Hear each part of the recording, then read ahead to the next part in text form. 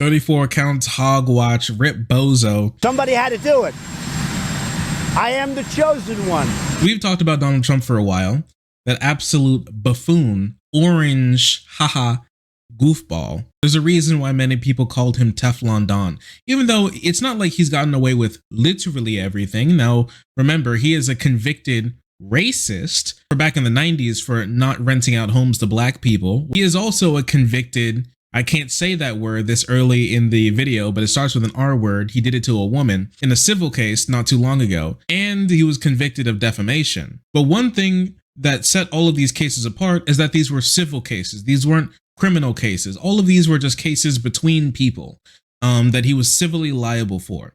Nothing like a federal case, and he was not a convicted felon, a convicted criminal that did crimes against these states until, as of this recording yesterday, where Donald Trump was found guilty on 34 counts, felony counts of falsifying business records stemming from a payment in 2016. This is actually really hilarious because in many states, especially conservative states, he couldn't even vote for himself up until since his residency is in Florida now, in Mar-a-Lago, no longer New York, up until recently, where Florida voters gave back felons the right to vote. If this was a little while earlier, if they hit him with this earlier, he actually wouldn't be able to vote for himself in Florida in the 2024 election. Ron DeSantis has been fighting to make sure felons don't have their right to vote, but as per the law in Florida right now, he can vote. As per the law in Florida right now, thankfully for Florida voters, he can vote for himself, which is incredibly funny. But if he couldn't vote for himself, and he was really close to being on that line, but this case was now. But if you remember, this case is what a lot of people are calling the weakest case against Donald Trump when it comes to all of the cases that are against him, that are stemming from his time in office and before office, and in his business dealings, especially pertaining to when he was in New York running Trump Industries or whatever that garbage was called, Trump Incorporated, as well as his stolen document cases from the White House after he left office, stemming from Mar-a-Lago.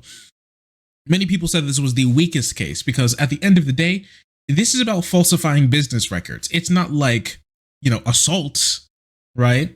Sexual style, like he did, like that case, and it was more civil, right? This isn't like the stolen documents cases where it's very possible nuclear documents from our nuclear superpower friends have been stolen and are now floating out somewhere, maybe in the Middle East, maybe in the hands of like China, Russia, wherever, some other geopolitical enemy, like out there, right? It's not like that, right? It's not like other cases along those lines. So it was really called one of the weakest cases because before Alvin Bragg, the DA for New York, got his hands on it, this was only 1 to 34 misdemeanor counts of falsifying business records. That's a misdemeanor in New York, just so you know.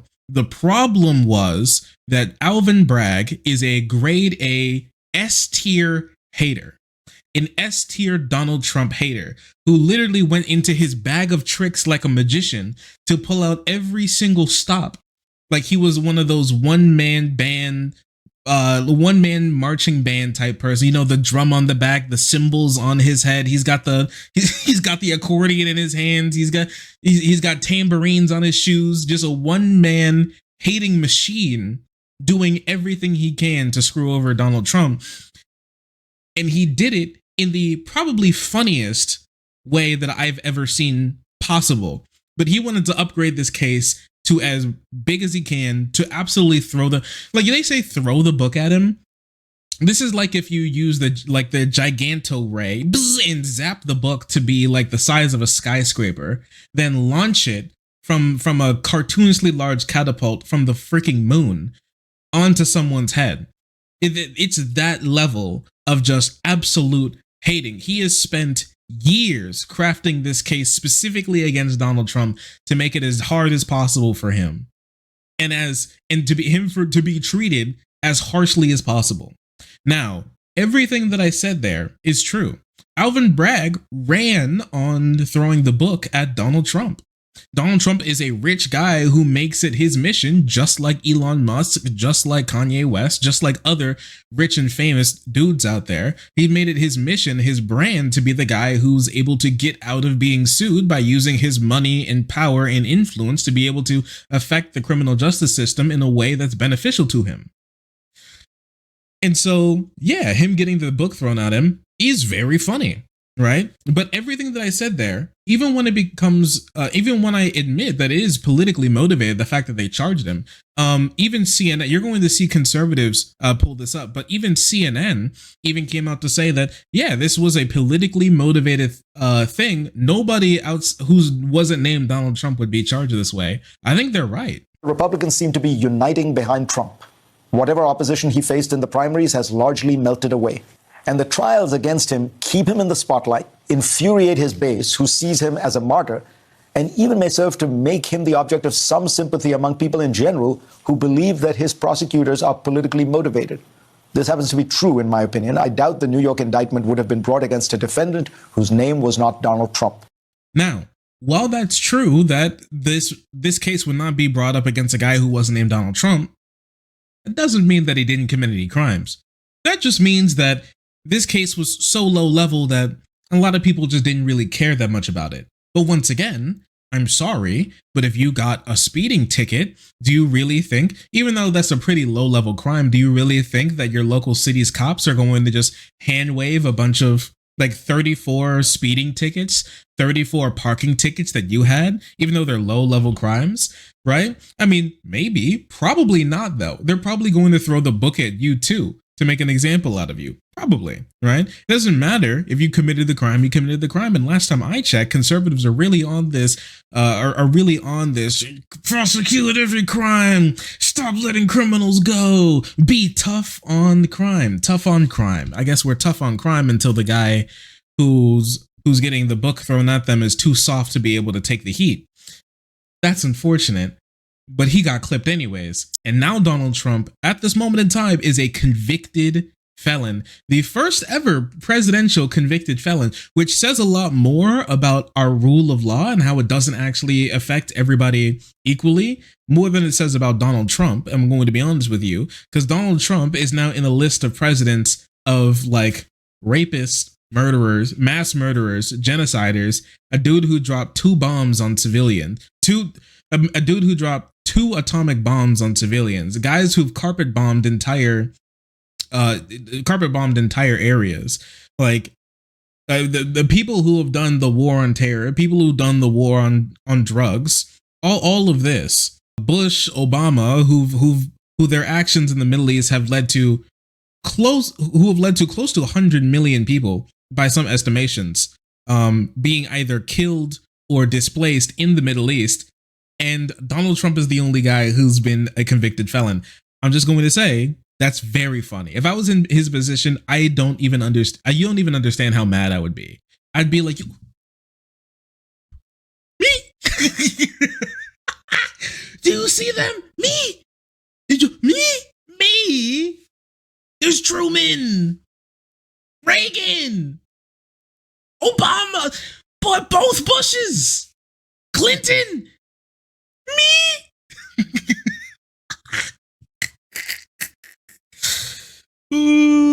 He's playing. That guy did the Trail of Tears. Me.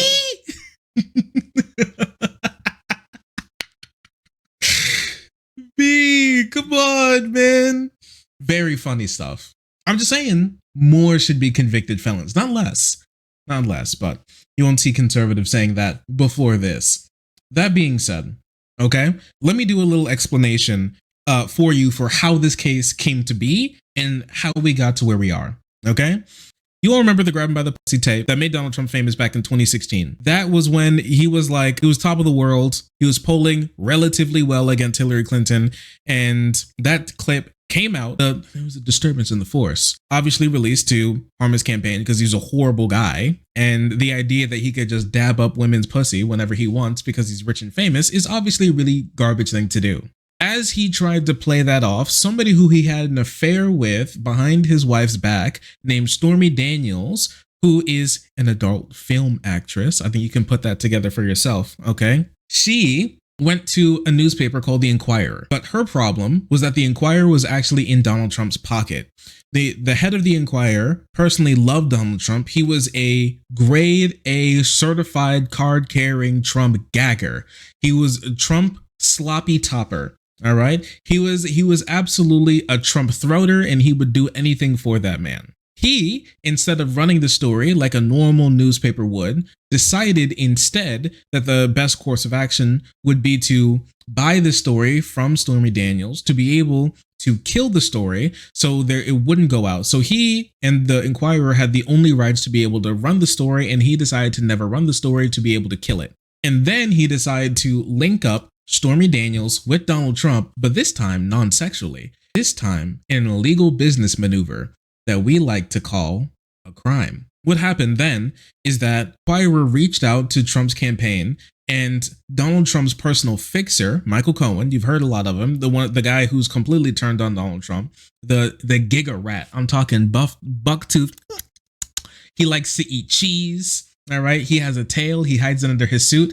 Absolute rat. He's the type of rat that would make 6ix9ine shed a tear. This guy decided to scoop up money from his estate and give it to Stormy Daniels to, and in this illegal term, shut the fuck up. Then he went to his boss, Donald Trump, and said, give me the money to pay this back.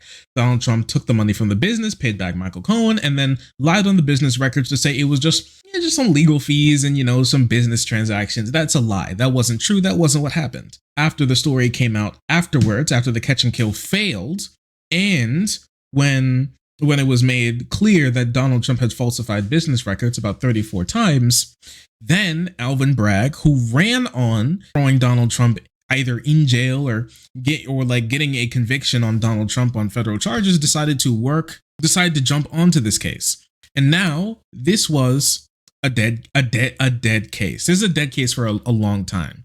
The DOJ specifically said that they didn't want to charge Donald Trump, not because he was innocent, but because it would be a hard case to get done. Many people thought this is one of the lowest level cases, not only because it was a misdemeanor, but because it would be really difficult to prove exactly what he did if you wanted to upgrade the case. Alvin Bragg, as the S-tier Donald Trump hater, decided to take on the case and make it as terrible as possible for Donald Trump by leaning on a whole bunch of untested legal theory, which I think is very funny. Yeah, Alvin Bragg on his Kendrick shit. Yeah, does that mean that this case against Donald Trump doesn't mean anything, or that it was illegal to bring up? No, absolutely not. You'll hear a lot of conservatives complain that this was politically motivated or that nobody else would have had this case brought up against him. But what you're not hearing is that he didn't commit those crimes, which is something that you can't say because we all very much have very clear evidence that he did. With this being said, Alvin Bragg decided to put together his dream team of Trump haters to be able to craft a case against Donald Trump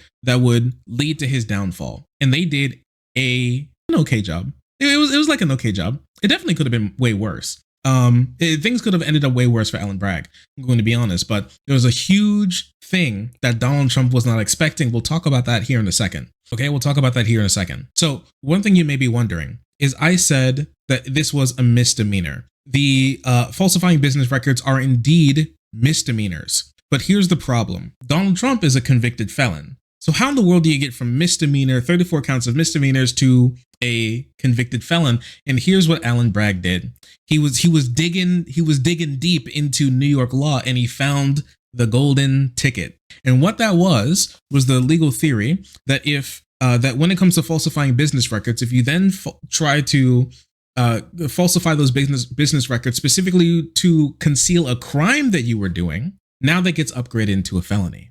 That is a felony. What crime did Donald Trump commit? Now there's a couple. There can be the legal theory in New York specifically that he was committing a crime to interfere with the election in an illegal way, and that upgraded it to a felony. It could be the fact that he was falsifying business records to falsify business records. So two misdemeanors smashed together now instantly become a double crime felony.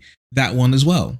There are many things that you could lean on. He wrote a couple things, but he did not charge him with another crime. And that's something that Alvin Bragg did that a lot of people don't like, and that is a little shaky. That he got convicted of committing a crime in the course of committing another crime without that other crime being something that he was actually convicted of. which is something that is legal in New York. It is something that you theoretically can do, but it's not something that's actually been tested before. Now it's going to be tested. Good job, Donald Trump. Legal guinea pig. Very interesting stuff. Is that going to hold up in court? I don't really know. Donald Trump's lawyers actually suck doo-doo ass. So the fact that they may not be able to get him out of that is very possible that he may not be able to escape this because his lawyers are so doo-doo ass. That's a legal term. There's a bunch of stuff against this case that a reasonable person can believe is a problem. And it all stems from Alvin Bragg stretching this case as far as possible to get to a felony conviction. Now, once again, was he stretching? Absolutely. Absolutely Stretch Armstrong. Was it illegal? Well, Donald Trump's convicted, wasn't he? Now, there are criticisms of these convictions. We talked about some of them, but we can talk about some more here because I think they're really interesting, especially if you want to send this video to somebody else who specifically is wary about Donald Trump's conviction. I want to go over some of these because you'll see a lot of conservatives talking about this who want to completely discredit all this type of stuff, right? So I think it's a little important. So outside of that, you're going to hear people talk about the statute of limitations, okay? Once again, falsifying business records has a statute of limitations in New York of 2 years. And yes, as some of you may know, 2016 is far more than 2 years from right now. Okay. So how in the world was Alvin Bragg able to bring this case up against Donald Trump if that's the statute of limitations? Remember how I said that if you upgrade it to a felony, remember how I said that you can upgrade this case to a felony if you do it in the course of trying to commit another crime? Well, also the statute of limitations changes once it reaches a felony and now moves to 5 years. But some of you, the more inquisitive type, may know that it's also past 5 years from the statute of limitations. Okay, it's actually been 8 years since 2016. So how in the world is Alvin Bragg able to bring up this case? Well, here's the thing. I'm telling you, he was great. He pulled up the floorboards of New York legal theory to be able to catch this guy. And it's the hating is insane. Okay, in New York, the statute of limitations only exists when you're in New York. Okay. So when he decided that he was going to move from Trump Tower to Mar-a-Lago in Florida, the clock stopped. So Alvin Bragg argued that since the clock stopped and he spent some years in Florida instead of New York, then the statute of limitations stopped, meaning that he's now able to charge him because the statute of limitations, even though it's been temporally more than 5 years, the amount of time that he's been in New York since 2016 has been less than 5 years. So that's why he's able to charge him. Yeah, technically legal. Yeah, all of Alvin Bragg's stuff pertaining to Donald Trump is all technically legal. That's such a weird technicality. Thank you, New York. He's such a hater. It's so funny. He'll do anything against this man. Something else that can be brought up against Alvin Bragg's case is really interesting. And it's what I'm going to call the stupidity clause. And now I know it's going to sound a little mean, but I'm going to be completely honest. I'm summarizing it. But here's the thing. Donald Trump in court could have argued that he was too stupid to know that he was committing a crime. And now I know that sounds like a crazy cop-out, but in New York, specifically when it comes to this case, it could have saved him. So basically, what he could have argued is that he had no clue. Well, he could have argued that, I'm not really well known for knowing all the ins and outs of the legal theory. I had no clue that I actually was breaking any laws. And when I was falsifying those business records, I had no intention to break any laws. So you can't upgrade this to a felony because I wasn't even trying to commit another crime. I was just doing my thing, I'm a rich guy. I love fucking hoes and I pay them off to shut up. And that's just my thing. I was just doing it, I wasn't trying to affect the election. I wasn't trying to conceal other business records. I'm Your Honor, I'm stupid. And I'm not going to lie. That is an actual tangible legal defense that he could have used that his lawyers just decided not to. Another thing, Michael Cohen is his legal counsel. His job is to talk to Donald Trump and tell him the legality of the things that he's doing and help him out legally. If Michael Cohen says that this is something that I can do, then it's not his fault if something bad happens and it's a crime, it's Michael Cohen's fault, not my fault. That's another thing that he could have argued, but he just didn't. Again, that his lawyer was stupid and not him. That's something that he could have argued to help himself. Your Honor, I'm a little dumb. One last thing. Judge Juan Merchan, the judge in the case, is I'm gonna be honest, a prolific Joe Biden donor. He gave Joe Biden, hold on to your seats, chat, $15 in 2020. And so he could be legally corrupt and also in the pocket of Big Joe. So he might not be somebody who can accurately call this case, because he is a Joe Biden mega donor. He did give an individual contribution of $15 to Joe Biden in 2020. I'm not that smart, Judge. I'm not that smart. When it comes to the other crime outside of the misdemeanors that Alan Bragg is probably going to be using to upgrade this to a felony, the big one that he's going to be using is probably, I'm going to be honest with you, it's probably the election interference one. Because in New York, it is a crime to try to interfere in an election to stop a normal flow of an election to go through. Okay? That is illegal. Now, what grounds did Alan Bragg have to be able to bring that case against Donald Trump? Well, it is Michael Cohen. And that may sound a little shaky, but Michael Cohen was actually convicted of election interference and campaign finance interference in 2018. So if he did it and he's the guy who was doing it, it's very easy to say that the guy who he was working with, the guy who was working with to commit that crime, is also culpable for that crime. And so this can be upgraded to a felony without Donald Trump actually being convicted of that crime. And this is the untested legal theory, but it's technically legal. It's technically, he doesn't need to be convicted. The jury just has to simply believe that he was committing another crime for this to be upgraded to a felony. Welcome to New York law. So this is the case against Donald Trump's case. And if you've been paying attention, you can probably understand that there seems like there's a lot of outs when it comes to Donald Trump, doesn't it? There are a lot of things that his lawyers could argue to get him out of this situation. And there are a lot of things that his lawyers could argue to get him out of this situation. But there's one problem Donald Trump did not take into account when he was going into this trial. He took into account Judge Juan Merchan's massive $15 donation to Joe Biden. He took into account Judge Juan Merchan's daughter being a Joe Biden gagger. Okay, he brought into account like the fact that everybody in New York doesn't like me, and everybody is so mean to me, and all this type of stuff, right? But he forgot one thing: the fact that he's a dumb fuck. The fact that he is a dumb fuck, he forgot, and that was the critical mistake when it comes to this trial, and why he is now a convicted felon, is that he is a dumb fuck. And I'm not being mean, okay? These are the legal term. I'm only speaking in legal terms. His brain is full of trash, garbage, and poop, and there is no actual gray matter there.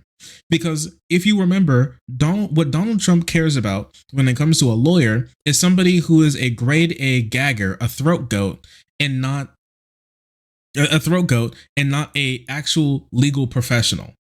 He has the worst track record with lawyers since he's become president, and it has actually actively ruined his life. He is now a convicted civil rapist. He has all of these cases against him, and all of his lawyers are always garbage, because what he cares about is how well they suck and not how well they actually conduct law. Recently, mind you, another one of Trump's lawyers, this makes a couple, another one of Trump's lawyers had their law license removed. Jenna Ellis, this is one of his lawyers in the defamation and civil R-word case.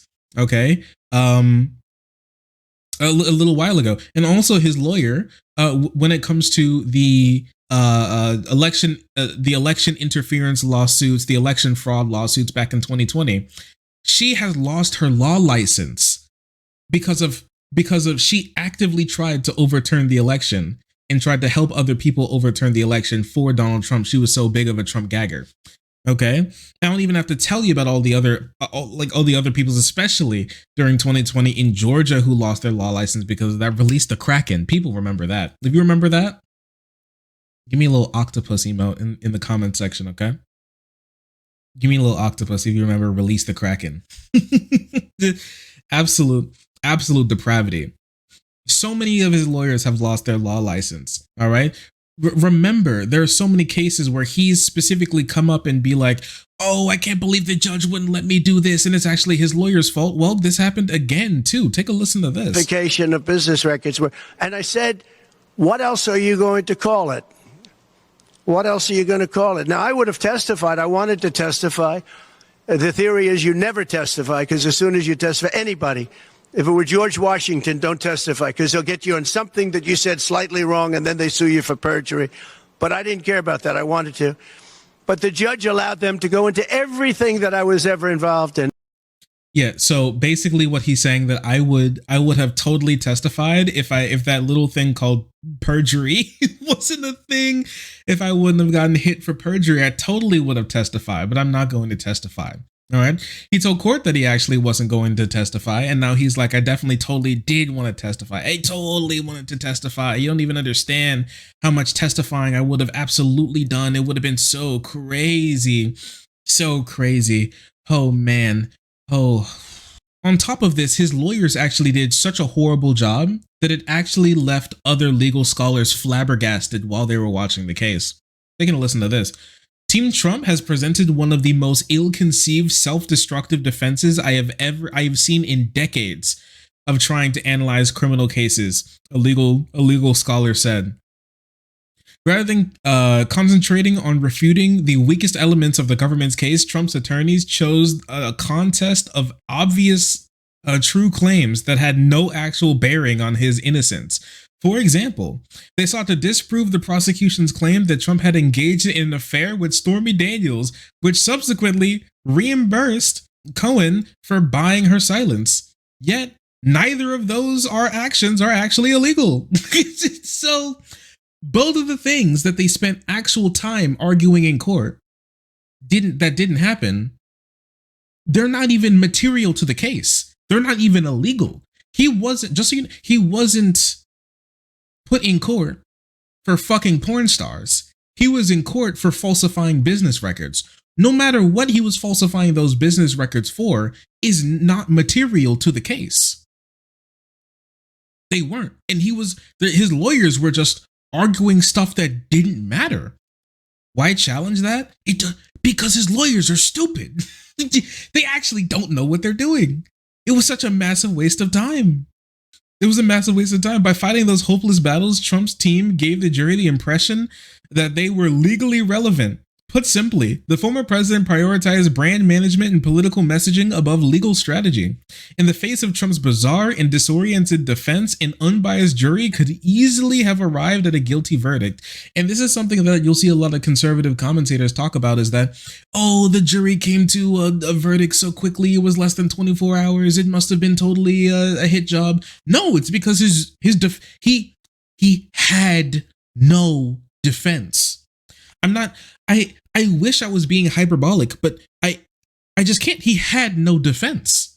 He had no defense. This case was going on for 5 weeks and he had no defense. His lawyers I genuinely believe that if you told me that they were just Trump fans who were his like top single party donors, and he put all their names on a big comical like colorful wheel and spun them and then threw a dart, and whoever did it he was going to put in a suit and put in the court to defend him, I'm going to be honest with you, I'd believe it with how bad of a job these guys did, and how horrible of a job these guys did. I mean, take this, okay? So this is Blanche. Blanche is Donald Trump's head attorney when it comes to his defense team. He was asked by CNN, "Hey guys, didn't you have a bunch of witnesses that you could have brought up to the stand to be able to defend your case that would have made it a whole lot easier for you guys to be able to, poke holes in the government's position. And this was his response. When he was leaving, one thing he brought up were the witnesses who were not called. And he was saying that there could have been witnesses that would have helped make the case. We never saw Keith Schiller, Alan Weisselberg, some key figures here who got brought up a lot. Why didn't the defense call any of these witnesses? Well, because we happen to live in America and we don't have the burden of proof. And so that's not the point. That's a question that is a loaded question that should not be asked of a defense attorney or a defendant. The question that we asked the jury, and they ultimately obviously got passed, is why the prosecution didn't call those witnesses, right? Well, we live in America. If I do look at my lawyer, dog, I'm going to jail. Oh, wait, can you even imagine Donald Trump watching this on CNN? He's actually saying, look at my lawyer, dog, I'm going to jail. And that's a joke. But this is the reality that Donald Trump actually lives in. Look at my lawyer, dog, I'm going to jail. Is he drunk? No, this is just how he acts. This is literally just how he acts.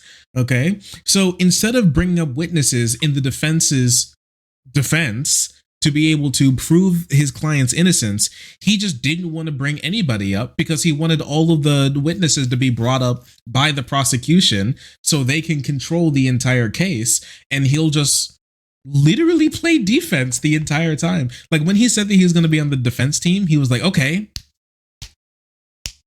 give me your best shot. He just went into court like that and thought that, yeah, I don't have to do anything. Like, it's their job. Like, what if that's the point, then what's the point of you being a defense attorney? Why are there defense attorneys? If the only person who has to do anything in court is the prosecution, then why the fuck are you there? Right? Like, if there's no defense, if like it's all the prosecute, it's only if the prosecution does a good job, he goes to jail. If he doesn't do a good job, he goes free. And that's just how it works. We don't have to bring up any witnesses. Then why would that work? Here's the real thing. Okay? Here's the real answer. The real answer. One, the lawyer is dumb as fuck. Okay? And two, every single witness that he could have brought up would probably end up 10 times worse for Donald Trump than he would ever wanted. Okay? There's no one that you could bring up on Donald Trump's side that would be beneficial for the defense, that wouldn't be probably twice as beneficial for the prosecution, because Donald Trump committed these crimes. We all know that he committed these crimes. Okay? We all know that he committed these crimes. It's just absolutely horrible. But actually, it didn't start there. I want to go over this Daily Beast article because it actually goes over some more important stuff that is just silly. This guy is an actual clown, okay? Actual genuine clown. This is Blanche right here. This is Donald Trump like, bro, you're fucking my shit up, dog. What the hell's going on, man? Starting with the opening statement. I'm not sure if you guys have ever kept up with like law or anything, but Blanche actually got an objection, a sustained objection thrown at him in his opening statement. This is almost unheard of, okay? Because you can say just about whatever you want in your opening statement, okay? You can say that my client is going to go to the moon and back in your opening statement. An opening statement in court is literally just you promising what the jury is going to see. That's it.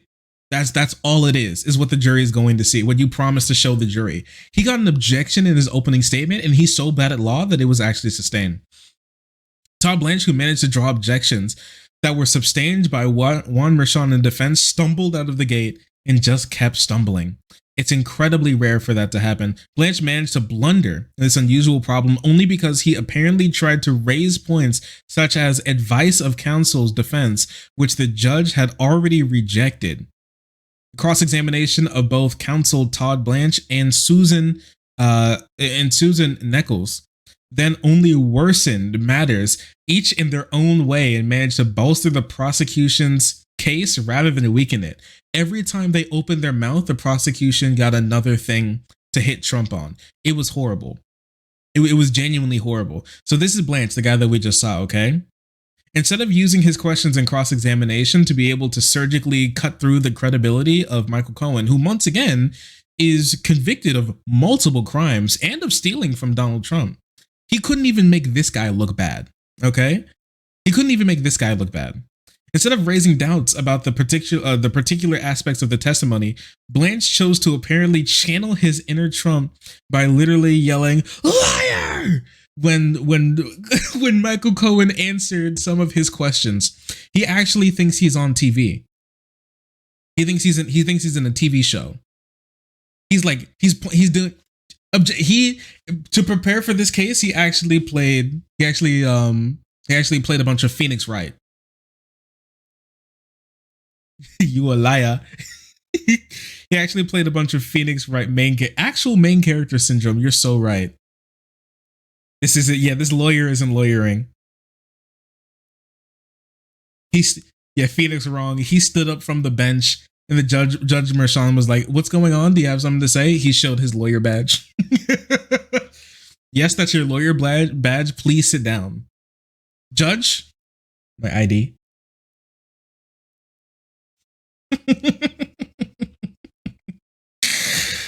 Ooh. Bland's closing arguments continued his ranting about Cohen's honesty, coming up with terms like gloat. He called Michael Cohen the gloat, greatest liar of all time. As you see, the kids would call him the gloat, greatest liar of all time. My jury. What up, my jury? Don't listen to this gloat. Do not listen to this gloat. Even the female lawyer there didn't do a good job either. She also completely stumbled this entire time and spent her time in cross-examination against Stormy Daniels, basically calling her a whore the entire time. Now, if you understand, okay, the gender relations in this country, usually in sex crimes cases, where you have to cross-examine a woman, you usually have a female lawyer do it because we all know the implications, as unfortunate as it is, the implications of a man questioning a woman when it comes to the troubles that she's gone through, especially when it comes to assault, sexual style. So you usually have a woman do that. And when you question and when you're on cross-examination with a female witness, you usually have a woman do that too, to help kind of cut through that kind of ease when it comes to the jurors just looking at what's going on. That's just how this works, unfortunately.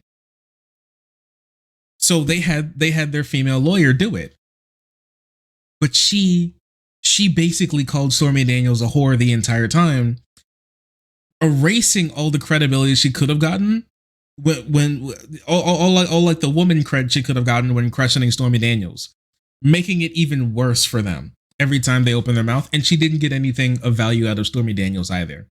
Donald Trump's lawyers are genuinely the dumbest fucks I've ever seen. It always blows my mind how he's able to find such horrible lawyers. It's genuinely shocking to me how he can find lawyers that are so bad. In New York,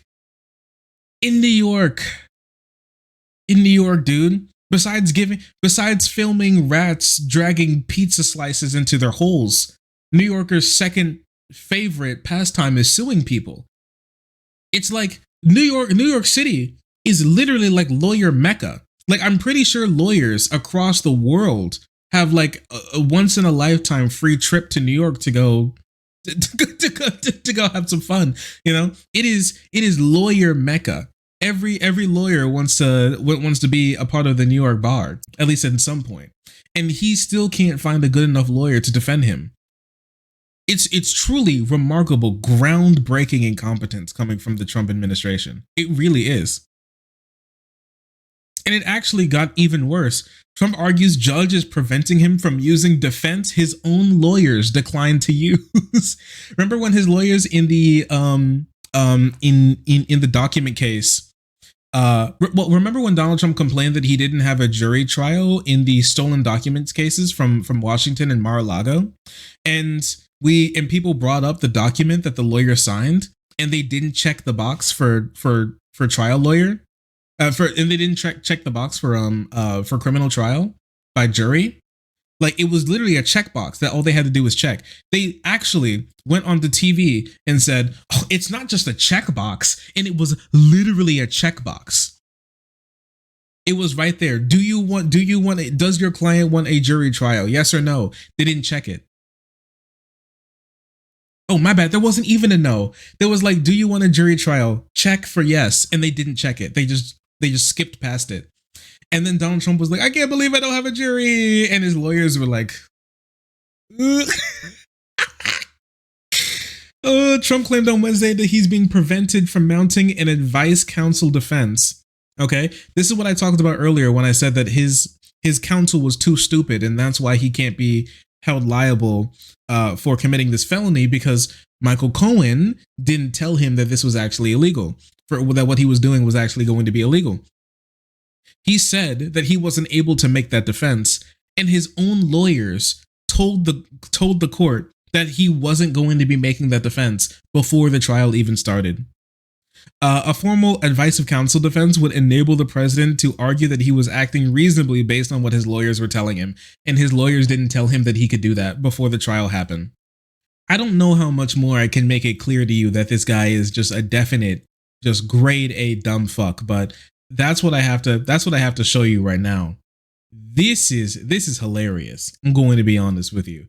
I don't think it could have gotten any worse for Donald Trump. He really could have been able to get himself out of the situation, but his lawyers too dumb, his ass too stupid, his crimes too vast. He's a convicted felon. And will this stick in court? I don't really know when it comes to appeal. He obviously wants to appeal it. He's obviously going to appeal it. That's not surprising. That shouldn't surprise anyone. Obviously, all the maggots are in an absolute frenzy over this, but they're going to tell you a whole bunch of things, but what they're not going to tell you is that Donald Trump didn't commit those crimes, because he absolutely did. And it's very funny.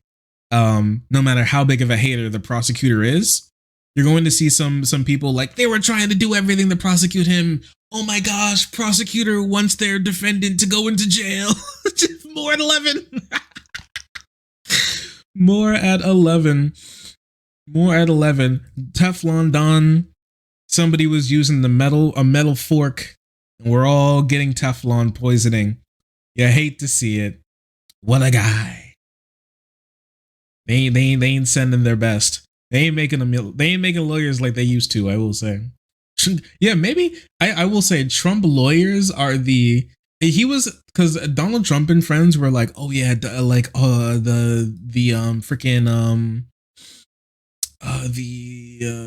judge and everybody is on the Democrat payroll, dude. I think his own lawyers have to be on the Democrat payroll, right?